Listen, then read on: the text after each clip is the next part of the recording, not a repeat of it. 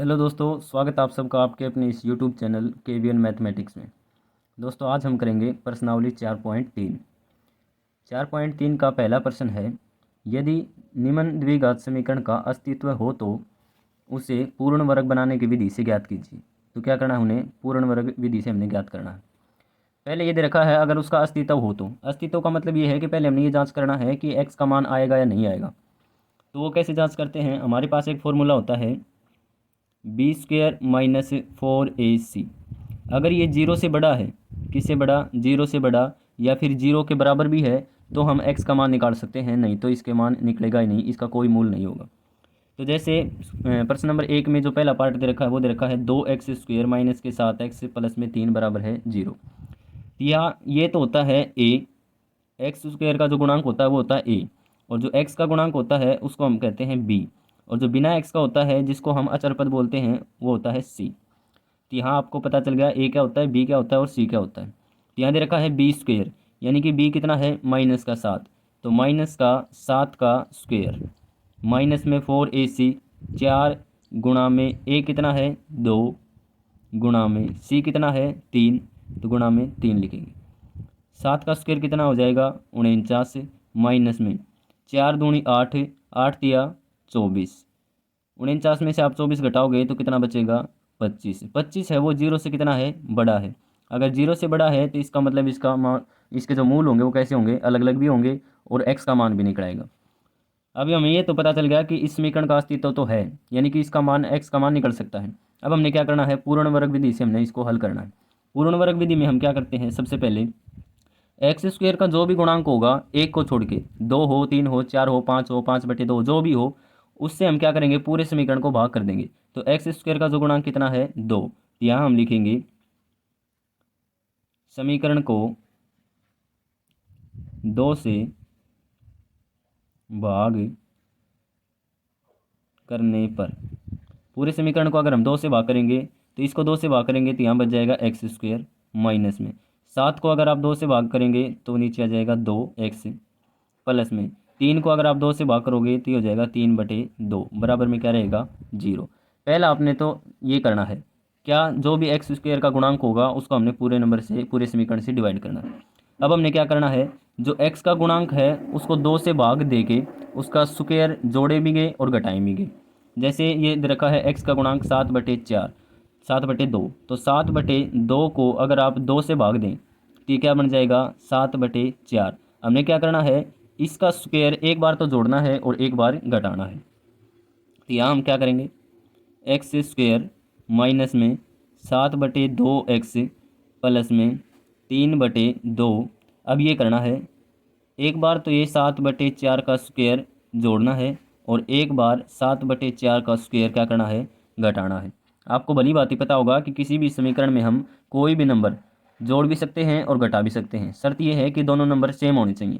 अगर दोनों number same होंगे तो पूरे समीकरण में कोई फर्क नहीं पड़ेगा, बराबर में क्या हो जाएगा 0। अब इसी समीकरण को मैं क्या लिख सकता हूँ, थोड़ा सा आगे पीछे कर रहा हूँ। x² प्लस में ले लिया 7/4 का स्क्वायर, 7/4 का स्क्वायर, फिर ले लिया 7/2x, फिर ले लिया प्लस में 3/2, और फिर ले लिया माइनस वाला 7/4, और इस पूरे का स्क्वायर बराबर क्या हो जाएगा 0। अब ये देखो यहाँ एक क्वांटिटी बन रही है, सर्वसमीका बन रही है, x² प्लस में 7/4 माइनस 7/2x को हम लिख सकते हैं 2 गुणा में x गुणा में 7/4। तो आपने एक सर्वसमीका पढ़ी होगी कि a माइनस b, इसका जो स्क्वायर होता है वो किसके बराबर होता है, a² प्लस में b² माइनस में 2ab। तो यहाँ दे रखा है x², क्या दे रखा है x² प्लस में 7/4, 7/4 इसका स्क्वायर। अब -7/2 को मैं लिख सकता हूँ 2 गुणा में x गुणा में 7/4, क्योंकि इसको काटेंगे 2 एकम 2, 2 दूनी 4, ये हो जाएगा 7/2x, वापस यही बन जाएगा। प्लस में जो आगे था वो सेम लिखना है, 3/2 माइनस में 7/4 का स्क्वायर बराबर में क्या होगा 0। अब आपने क्या करना है, यहाँ एक सर्वसमीका बनी है कि a² प्लस में b² माइनस में 2ab। तो इसको मैं क्या लिख सकता हूँ, x माइनस में 7/4 और इसका पूरे का स्क्वायर बराबर में, या फिर ये लिख दो सेम, प्लस में 3/2 माइनस में, इसको अगर खोलेंगे तो 7 का स्क्वायर हो जाएगा 49/4 का स्क्वायर कितना हो जाएगा 16। आगे करेंगे इसको, तो ये रहेगा सेम x-7/4 इसका स्क्वायर प्लस में, अगर इनको हल करेंगे तो इनका जो एलसीएम हो जाएगा वो हो जाएगा 16। तो 2 8 16, तो 3 8 24 माइनस में 16 एकम 16, तो 49 एकम क्या रहेगा 49, बराबर में क्या था 0। आगे हम करेंगे इसको, तो x-7/4 इस पूरे का स्क्वायर प्लस में 24 प्लस का है और माइनस का है 49, तो पीछे कितना बच जाएगा -25 और नीचे कितना है 16, या फिर इसी को लिखिए यहाँ माइनस ले लिया, बराबर में क्या रहेगा 0। अब हमने क्या करना है, x-7/4 जो दे रखा था वो सेम लिखना है, x-7/4 का स्क्वायर बराबर है, ये माइनस का था दूसरी साइड होके प्लस का हो जाएगा 25/16। अब यहाँ स्क्वायर दे रखा, यहाँ स्क्वायर नहीं दे रखा, तो दोनों तरफ क्या करेंगे, हमें वर्गमूल कर देंगे। दोनों तरफ वर्गमूल करेंगे, यहाँ भी वर्गमूल करेंगे तो ये वर्गमूल स्क्वायर से कट जाएगा, इसका वर्गमूल करेंगे तो ये क्या बन जाएगा 5/4 बराबर में, यहाँ बच जाएगा x-7/4। इसको आगे हल करेंगे तो x का मान निकालेंगे, x बराबर है, इस साइड था 5/4 माइनस का 7/4 था, दूसरी साइड आके प्लस का क्या हो जाएगा 7/4, तो 7/4 x का मान यहाँ से कितना हो जाएगा 7 और 5 12/4 का, और करेंगे तो यहाँ हो जाएगा एलसीएम 4, तो x का मान यहाँ से कितना आ जाएगा 12/4 यानी कि 3, क्या आ जाएगा 12/4 यानी कि 3 आ जाएगा। यहाँ से जो x का मान आया वो कितना आया है 3। यहाँ जो रूट में 25/16 दे रखा था, अगर हम इसका वर्गमूल करते हैं तो प्लस का 5/4 भी होता है और माइनस का 5/4 भी होता है। कैसे, जैसे अगर हम माइनस का 5/4 का स्क्वायर करें तो भी क्या बनेगा 25/16, अगर हम प्लस का 5/4 का स्क्वायर करेंगे तो भी क्या बनेगा 25/16। यहाँ हमने एक बार क्या लिया था प्लस लिया था, अब हम लेंगे यहाँ पे माइनस, तो x माइनस के 7/4, तो x माइनस के 7/4, अब ये किसके बराबर हो जाएगा, पहले तो हमने लिया था प्लस का, अब हम लेंगे माइनस का 5/4। आगे अगर हम इसको हल करेंगे तो x बराबर है, यहाँ क्या है माइनस का 5/4, ये माइनस का था दूसरी साइड होके प्लस का 7/4 हो जाएगा।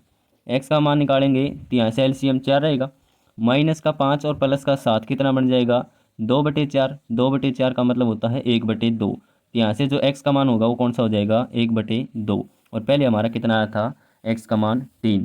तो इस तरह से हमने ये हल करना था कि x के जो मूल होंगे वो कौन से होंगे। भाग नंबर 2 दे रखा है कि 2x² प्लस में x माइनस का 4 बराबर है 0। सबसे पहले हमने ये बताना है कि x का मान निकल सकता है या नहीं निकल सकता। अगर निकल सकता है तो हमने x का मान निकालना है। तो x का मान चेक करने के लिए कि x का मान निकलेगा या नहीं निकलेगा, उसके लिए हमारे पास क्या है, एक फॉर्मूला है। फॉर्मूला हमारे पास है b² माइनस 4ac। b का आपको भली बात ही पता होगा क्या होता है, a का भी पता है और c का भी। b तो होता है x का गुणांक, a होता है x² का गुणांक और c होता है अचर पद जिसमें कोई x या y नहीं होता। तो यहाँ हम लेंगे, अगर ये 0 से बड़ा आ जाए तो इसका मतलब x का मान निकल सकता है।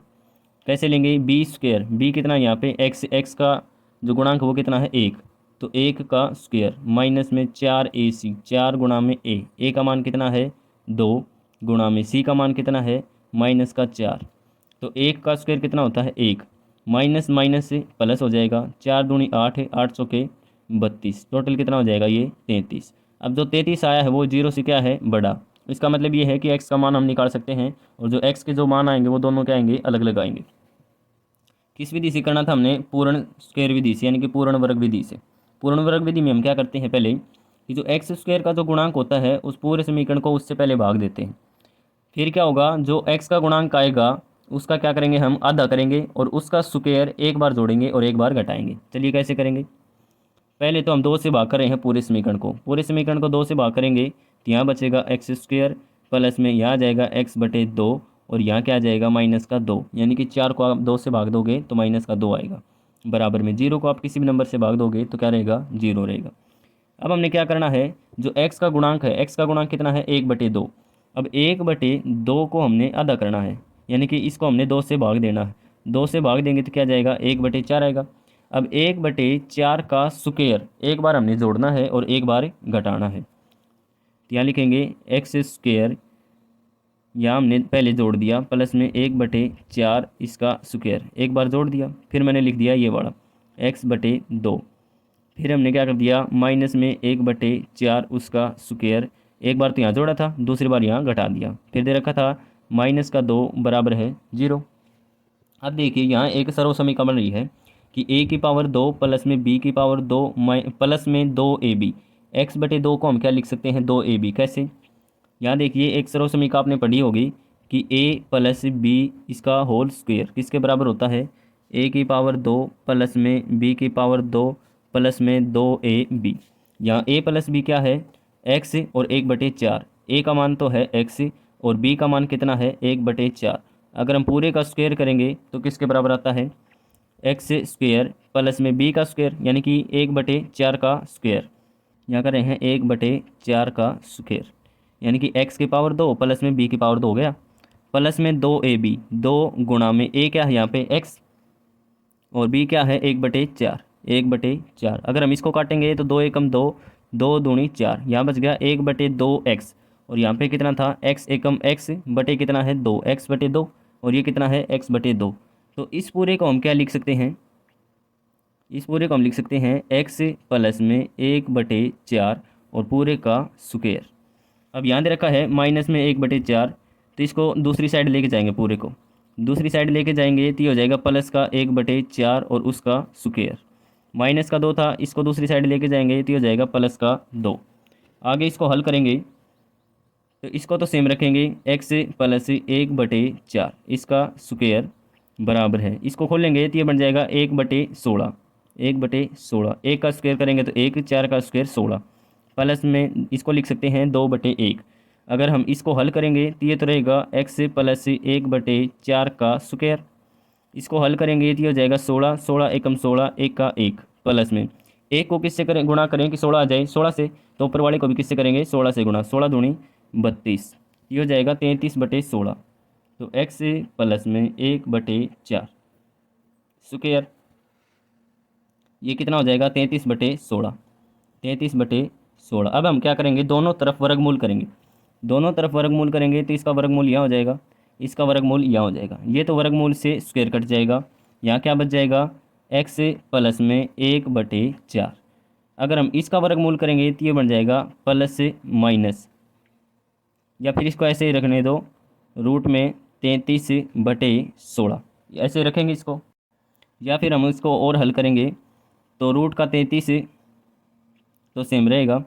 अगर हम 16 का वर्गमूल करेंगे तो क्या रहेगा प्लस माइनस का 4, 4 हो सकता है, यानी कि माइनस का 4 का स्क्वायर भी 16 होता है और प्लस का जो 4 होगा उसका स्क्वायर भी कितना होता है 16 होता है। तो यहाँ से हम एक बार तो प्लस का लेंगे, एक बार माइनस का लेंगे, तो ये हो जाएगा x प्लस 1/4 बराबर है, एक बार तो हमने ले लिया प्लस का, प्लस में रूट के 33/4। x का मान निकालेंगे तो क्या हो जाएगा, ये इस साइड कितना है रूट का 33/4, ये प्लस का था, इस साइड आके माइनस का हो जाएगा 1/4। इसको अगर हम हल करेंगे तो एलसीएम आएगा 4, तो ऊपर भी क्या रहेगा रूट में 33 माइनस का 1, तो x की वैल्यू 1 तो हमारी हो जाएगी रूट का 33 माइनस में 1, जब हमें प्लस का लिया था तब। दूसरी वैल्यू निकालेंगे तो ये हो जाएगा x प्लस में 1/4, x प्लस में 1/4 किसके बराबर हो जाएगा, ये माइनस का रूट 33/4, माइनस में रूट के 33/4। x का मान निकालेंगे तो वही होगा माइनस का रूट 33/4, ये प्लस का था, इस साइड आके माइनस का 1/4, एलसीएम वही होगा 4। यह कितना हो जाएगा माइनस का रूट में 33, यहाँ रहेगा माइनस का 1, तो दूसरी जो वैल्यू होगी हमारी क्या होगी माइनस का रूट का 33 माइनस में 1/4। अगर यहाँ से हम माइनस कॉमन लेते हैं तो ये आ सकता है माइनस में रूट का 33 और प्लस का 1/4, इसको हम ये भी लिख सकते हैं। तो एक तो वैल्यू आगे हमारी ये वाली और दूसरी वैल्यू आगे हमारी ये वाली, इस तरह से इस क्वेश्चन को हमने करना था। भाग नंबर 3 दे रखा है कि 4x² प्लस में 4 रूट का 3x प्लस में 3 बराबर है 0। इसमें अगर x का मान पॉसिबल हो तो हमें x का मान निकालना है, किस विधि से, पूर्ण वर्ग विधि से। तो x का मान निकलेगा या नहीं निकलेगा उसके लिए हमारे पास एक फॉर्मूला है कि बी स्क्वेयर माइनस 4ac। हमें ये पता है कि ये तो होता है a, और जो x का गुणांक होता है वो होता है b, और जो बिना x का होता है वो होता है c, यानी कि अचर पद। तो इसके लिए हम क्या करते हैं, बी स्क्वेयर माइनस 4ac, अगर ये 0 के बराबर हो या फिर 0 से बड़ा हो तो हम क्या करेंगे, x का मान निकाल सकते हैं, नहीं तो हम x का मान नहीं निकाल सकते। तो बी स्क्वेयर दे रखा है, बी कितना दे रखा है यहाँ 4√3, तो 4√3, इसका हमने क्या करना है स्क्वेयर, माइनस में 4ac, 4 गुणा में a कितना है 4, गुणा में c कितना है 3।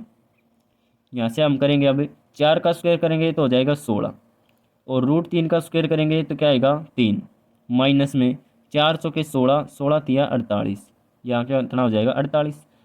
यहाँ से कितना बचा 16 तिया 48, 48 में से 48 घटाएंगे तो कितना बच जाएगा 0। ये 0 के बराबर होगा, 0 के बराबर होगा तो इसका मतलब ये है कि हम x का मान निकाल सकते हैं। अगर ये 0 के बराबर आया है तो x के जो दो मान निकलेंगे वो दोनों क्या होंगे, बराबर होंगे। अब हमें क्या करना है, पूर्ण वर्ग विधि से हमें इसे हल करना है। पूर्ण वर्ग विधि में हम क्या करते हैं, सबसे पहले जो एक्स स्क्वायर का जो भी गुणांक दे रखा होता है उसे हम पूरे समीकरण से भाग देते हैं। कैसे, पहले हम पूरे समीकरण को किससे भाग देंगे, 4 से। 4 से भाग देंगे तो ये हो जाएगा एक्स स्क्वायर, प्लस में इसको 4 से भाग देंगे तो पीछे बचेगा √3x। इसको अगर हम 4 से भाग देंगे तो ये बचेगा प्लस में 3/4, बराबर है 0 को आप किसी भी नंबर से भाग दे तो क्या रहेगा, 0 ही रहेगा। अब हमने क्या करना है, जो x का गुणांक आया है उसका हमने क्या करना है आधा, और उसका स्क्वायर एक बार हमने जोड़ना है और एक बार हमने घटाना है। तो x का गुणांक कितना था 3, इसका हमने क्या करना है आधा करना है, और इसका स्क्वायर हमने एक बार घटाना है और एक बार जोड़ना है।